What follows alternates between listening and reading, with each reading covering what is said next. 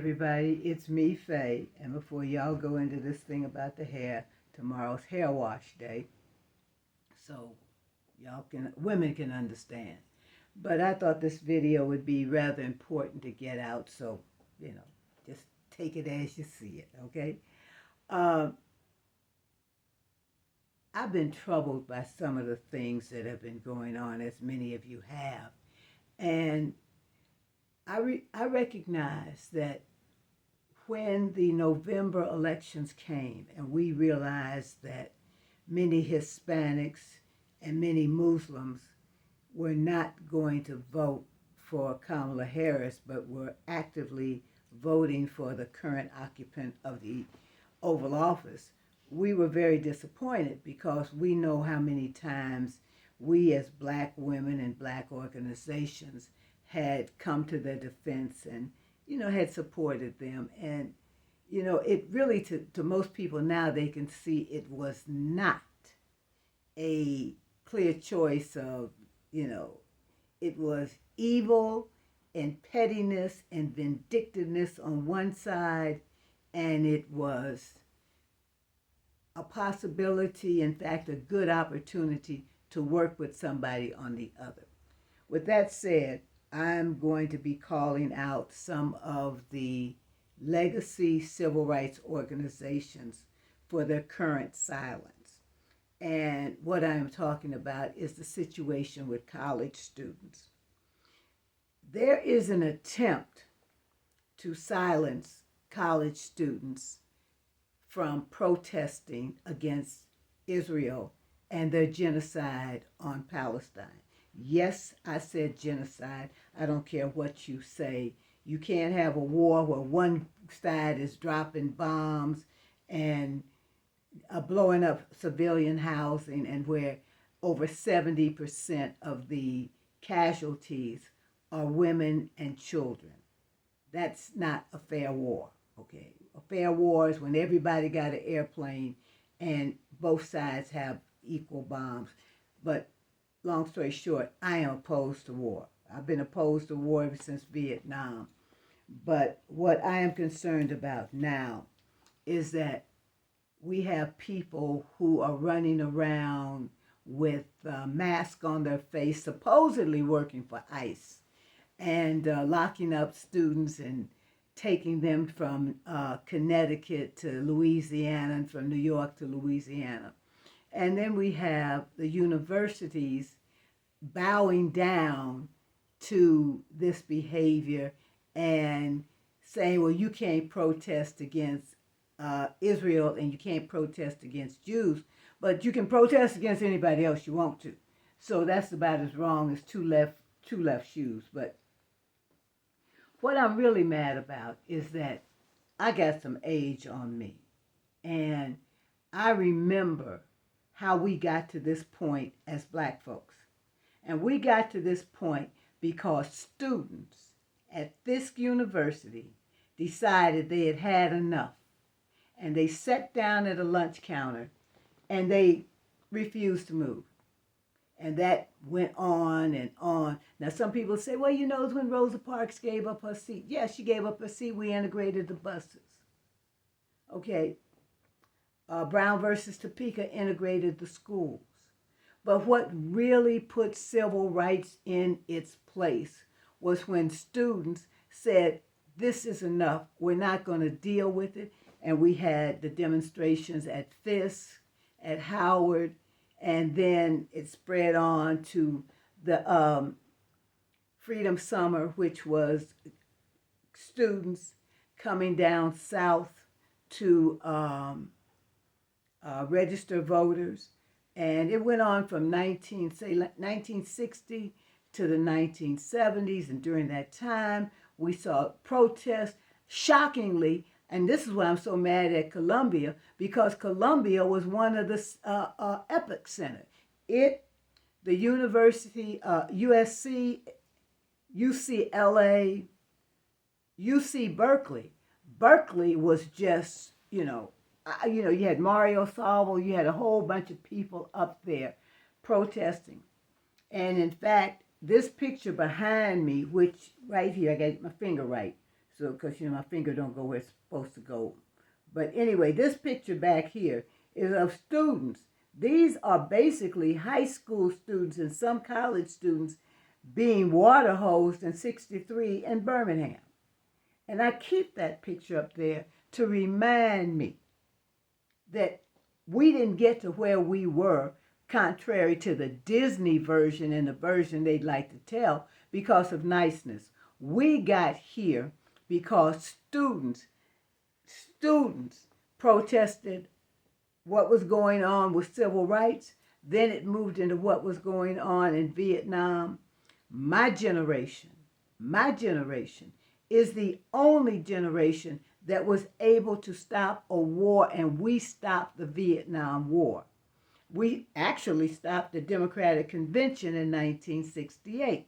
So to act like this is something new with college students protesting, universities are supposed to be places where information is shared, information is learned, where you, I guess, expand your mind to the real world, because your next step is the real world.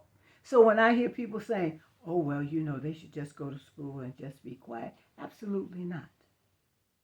And I am extremely disappointed that the legacy civil rights organizations have not stepped up and said, this is wrong. This is a violation of the Constitution. You cannot go on college campuses and start snatching people up and taking them away and making up some trumped up charge that because some lady wrote some article saying she was disappointed in Columbia University not giving an equal opportunity for their side to the Palestinians.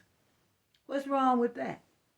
What's wrong with that? You see, we better be careful, because when you have the type of pettiness and the type of vindictiveness and evil spirit, evilness, just plain outright evilness, sitting in the Oval Office surrounded by like-minded people, we have nowhere to turn but to one another.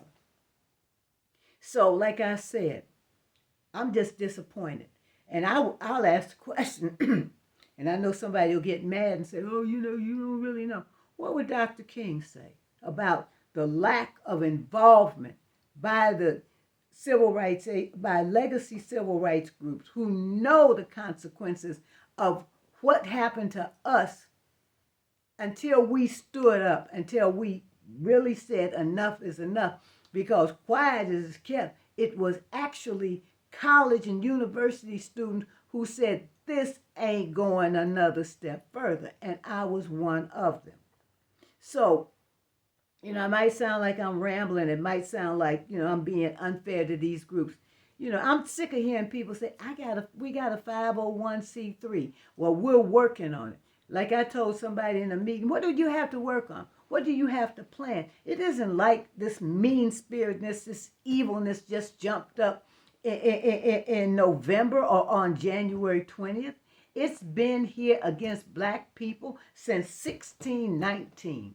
And before that, it was against the native population. We got a plan. That right there in Birmingham was a plan. Okay, Selma was a plan. The Montgomery bus boycott was a plan. So we don't need to be sitting back trying to come up with no plan. We know what works. We know how to make it work. We know how to make it work nonviolently. And to be perfectly honest, most of those students, all they did was get out there in some tents and some cold weather and protest, which is their right. Which is their right under the Constitution. And what's his name? Rubio, who is the Secretary of State, talking about people coming here and not being allowed to protest. Well, basically, here's how I feel. First thing we ought to do, if we're going to have this attitude where we want to get rid of everything that has to be, that involves blacks, Latinos, and and the native population, and we don't want their history, and we don't want diversity. We're talking about we don't want diversity in the university. We don't want inclusion in the university. We don't want equity in the university. That's fine.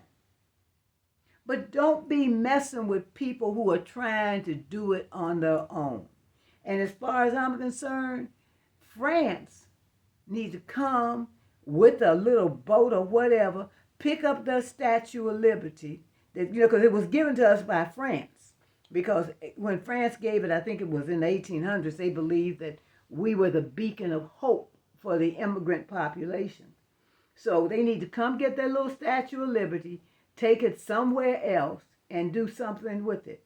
But like I said, the silence of these so-called civil and human rights legacy civil rights groups, especially the black ones, who ain't saying nothing, they ought to be ashamed of themselves. And I wonder, what would they say? I once heard Maya Angelou say this in a public setting. And she asked this question that has stayed with me from that day. What will you tell a slave woman or a slave man about how you are living your life today?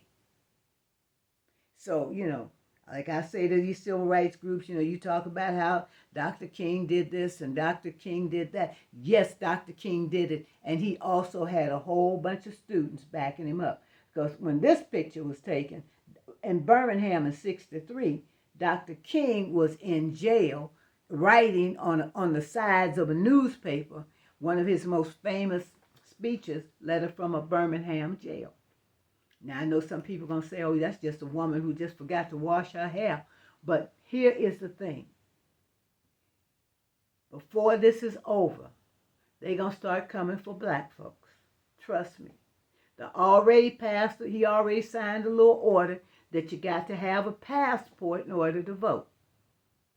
And, what's to say that if he gets his way on that birthright citizen thing about the birthright, don't forget that law was passed to make black folks citizens. So if it's declared unconstitutional, we may be next, So, like I said, it might sound like I'm ranting, it might sound like I'm raving, but here's the thing. Those college students, they need to be protected. They need to be protected, and it needs to be made clear by the legacy civil rights organizations, the legacy human rights organizations, that this foolishness is going to stop. And, get some backbone. Because before you talk about Dr. King, before you put Dr. Lowry's name in it, or Reverend Orange, or any of those people who are out there, including everybody running around talking about John Lewis, don't forget, John Lewis came out of SNCC, which was the Student Nonviolent Coordinating Committee, and they were students. So, get out there and protect the students. I'm not talking about physically protect them, but all of these legacy groups got lawyers and everything. Get out there and do what is morally and what is right. And like I said, it's me, Faye. So if you got anything to say, let me know. And if you see me on the street, it ain't hard to know who I am, because with hair like this and as dark as I am, and I'm also, as you can tell, a big woman, you can't miss me. So anyway, y'all have a blessed day, and start opening your mouth and standing up for what is right. That's why I got this thing here says courage, and right above that picture is one that says strength. And most of you guys recognize that because that's some slaves that were recently emancipated, and they had courage. So y'all get some little courage and go out there and do what you need to do.